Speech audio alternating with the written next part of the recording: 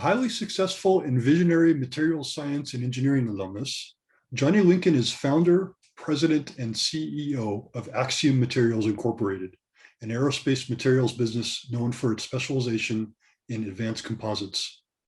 Johnny earned his master's in engineering in 2004 and his doctorate in materials science and engineering in 2007. Johnny is a hands-on leader who specializes in building and developing organizations and engineering processes. He founded Axiom Materials in 2009, and under his leadership, it grew quickly.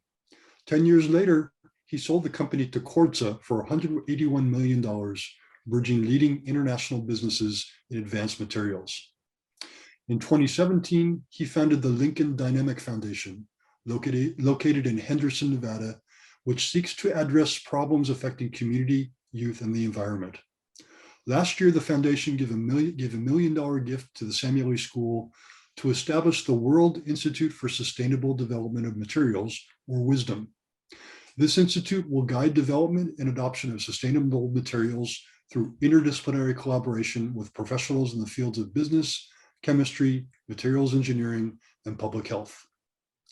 Upon receiving the gift, Materials Science and Engineering Department Chair Julie Schoening said, "Dr. Lincoln's commitment to a better world is refreshing and inspiring, especially during these challenging social and economic times. We are very excited about this opportunity to work with Johnny in this effort to leverage UCI's leadership in providing data-driven guidance to push the frontiers of sustainable development of materials." This Hall of Fame induction recognizes Johnny's strong work ethic, regenerative leadership principles, integrity, and authenticity. He is a contributor and mentor to both business and scientific communities, holding board advisor and director positions for companies, nonprofits, and institutes. Johnny is an active researcher and publisher with interests that span the fields of advanced composite materials, industrial ecology, and sustainability. Based on all of these outstanding qualities and more, on behalf of the Samueli School of Engineering, I am pleased and proud to present this award to Johnny Lincoln in recognition of his induction into the 2021 Alumni Engineering Hall of Fame. The award will be mailed to you since we're not able to celebrate in person. So congratulations, Johnny. Please tell us what this recognition means to you. Thank you very much. You kind of march along in your career and your studies, and you're not really paying attention to what's going on in the background in terms of recognition, I suppose. And frankly, it's kind of overwhelming to have 20 years of work and 10 years of school condensed into a 1 or 2 minute summary.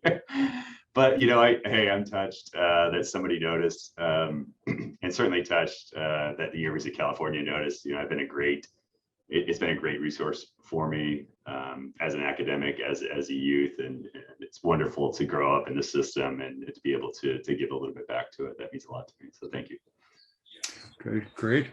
Talking about your time at UCI, was there a particular UCI class or professor that inspired you? So my first graduate course was crystallography with Professor Shapiro, which was a night's course, which I loved because I was working, and that was a structure on solid state materials, all the properties that manifested themselves as a result of microstructure and molecular structure. And I didn't really know what I was getting into in grad school. He was a really, really good instructor, had a lot of experience in business and academia. And so we clicked right away. He became a great mentor to me. On top of that, my advisor was Professor Jim Earthman, and he was amazing, grateful, consistent, gave me wonderful guidance, kind of taught me what maybe told me what I needed to know and made me work for what I wanted to know. And if I was struggling, he helped keep me calm and on course and encourage me and protect me and built a lot of trust and confidence in me. And that's an approach I use as a mentor all the time today with people I work with and colleagues. So I'm very grateful for what he's done for me as my advisor. And there was really no end to what I would ask for advice on. It would be everything from business advice to dating advice to academic advice to paper publishing. I mean, he was always there for me. So that was really good. Great.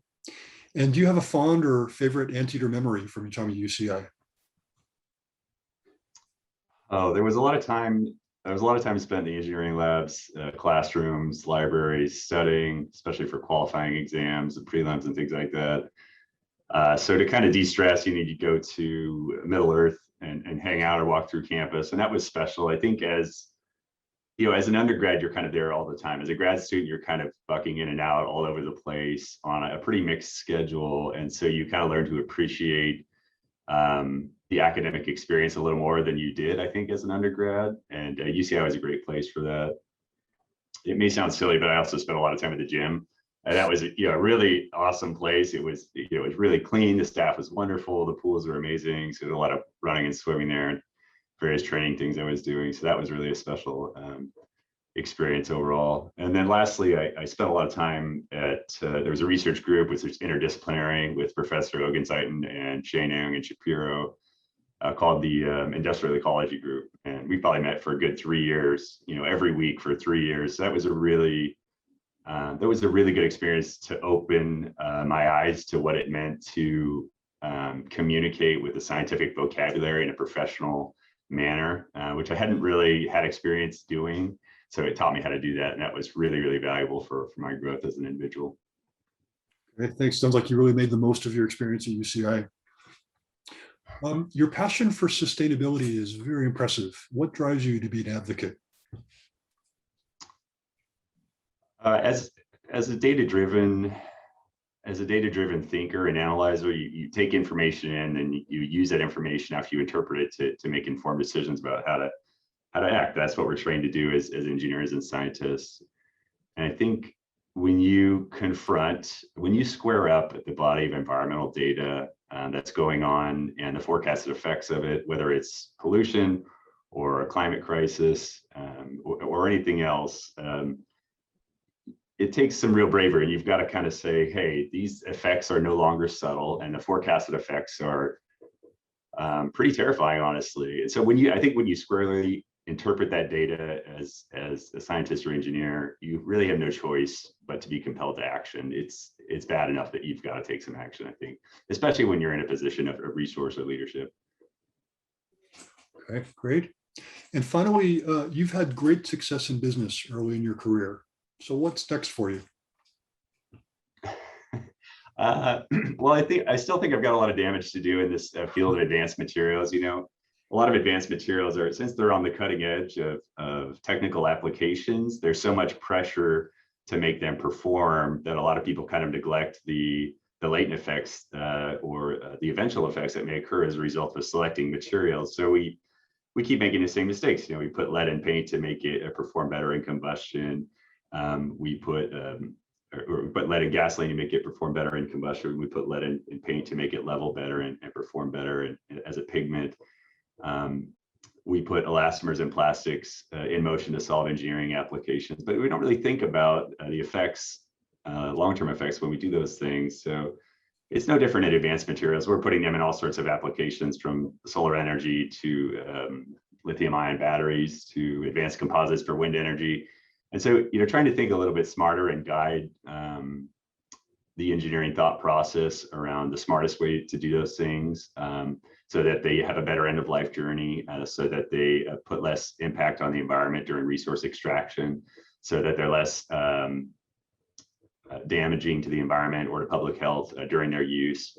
So thinking smarter about those things is really important. And I think, certainly some work to do as a business leader and as an academic in that regard. And then also, spending more time with my family and my amazing friends, I think is on the radar as I ebb out of, the 70-hour work week into maybe something that's a little bit more reasonable. I think that would be a nice goal. Those 70-hour work weeks are brutal. Yeah. Yeah, they take their toll after a while. Well, Johnny, thank you so much for doing this interview. Congratulations again on this very deserved award. And thank you for giving back to UCI. We really appreciate it. Yes, thank you very much. It's an honor. Appreciate it too.